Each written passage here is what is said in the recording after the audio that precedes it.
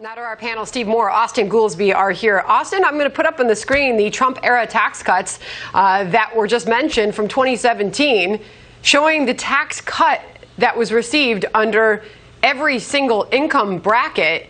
So if those are set to expire, and Biden hasn't extended them, and at least it didn't show up in this latest proposal, then how is this seen any other way than a tax hike on the middle class? Well, I mean, you're describing Donald Trump's tax increase. That was in the law that Donald Trump passed over the objection of every Democrat. You will recall Democrats saying it does not make sense to have permanent tax cuts for big corporations and to intentionally design a tax increase for middle-class people. I don't know what your answer is. Isn't that a tax hike on the middle class if these expire? Yes or no? That tax hike is already there. Yes, that is Donald Trump's tax hike that he put into the law.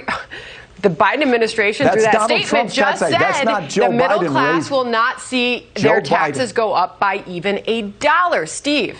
Their taxes will not go up relative to what Donald Trump put in the law. Okay, That's Steve? absolutely correct.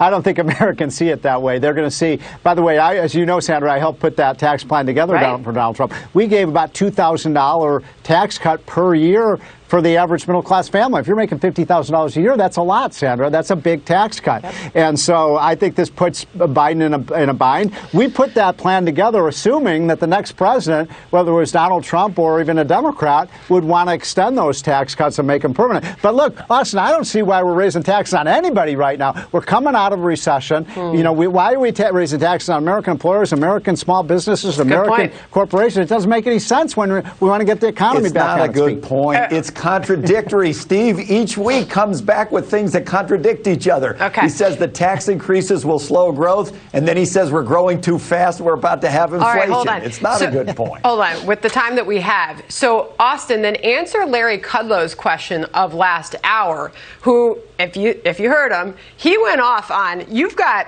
spending not seen in a generation, in generations.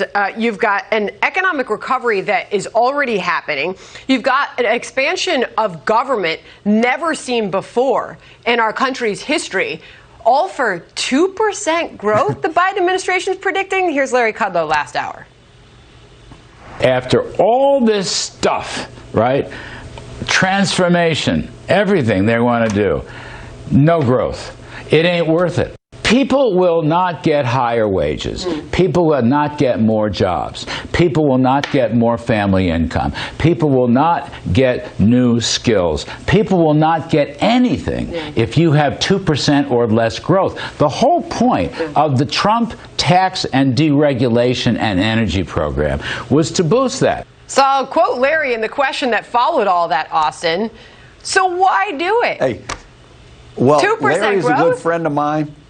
Well, Larry's a good friend of mine. I will remind you that the fastest year of growth under the Trump administration was 2.9%, the slowest of all presidents in the modern era. So the fact that the majority of Americans want to make these investments, it's very clear in the polling. They support the President Biden's plan. Okay. Well, and Sandra, they want it to be paid for by there's a counter to that. Steve's got it. People and large corporations. You know, come on. You go back to 2019, the beginning of 2020, Austin. It was like the best economy we've ever had. The lowest poverty rate, the lowest unemployment rate, you know, big wage gains across the board. I mean, the economy was absolutely booming, a huge surplus in jobs. We now want to get back to that. And look, I agree with Austin. I think the economy is set up, Sandra, for a big boom. We got our businesses open up. But let's not screw it up with all this mountain of debt and taxes and spending. It doesn't make any sense. I'm with Larry Kudlow on that one. Just leave it alone.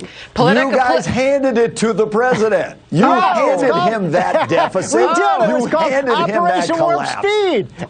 The vaccine. Operation Warp Speed. Give me a break. But they had not even rolled it out. Hold on. I've got to leave it there. And I just want to... Politico looked at this as well, by the way. And their headline coming out of it Friday night when the numbers came in, the budget proposal, Biden's budget blowout predicts years of Obama-level tepid growth. So without referencing back to the Trump years, just deal with what Biden has put on the table here and what we know so far. Why do it? Why this massive spending, massive government takeover? Why do all this for less than 2% growth? Why can't we aim higher than that? Why all that spending results in that? The spending involved is for paying for health care, paying for child care, paying for education, paying for infrastructure. Those things are not about the long-term growth rate. The long-term growth rate has not changed. All that happened in the Trump forecast is they predicted far faster growth than they delivered. So Austan, you should not reward people for falsely claiming that. What an accusation. The growth rate, the fastest rate under Trump was 2.9%. Steve, go. You were the chief economist for Barack Obama. I respect you greatly, but you guys predicted 4% growth every year in the Obama budget. You came nowhere close to that. Right, and that's because the spending doesn't lead to more growth. Fastest growth rate was 2.9%. All right, that was a challenge on the Obama years. We went back to Trump. We'll continue this conversation. Okay. I think we're branding this Moore and Goolsbee. Goolsbee and Moore. Austin, is that okay with you? More Goolsbee. More Goolsbee. All right, thanks to both of you. Thank you. Thanks, Sandra. All right.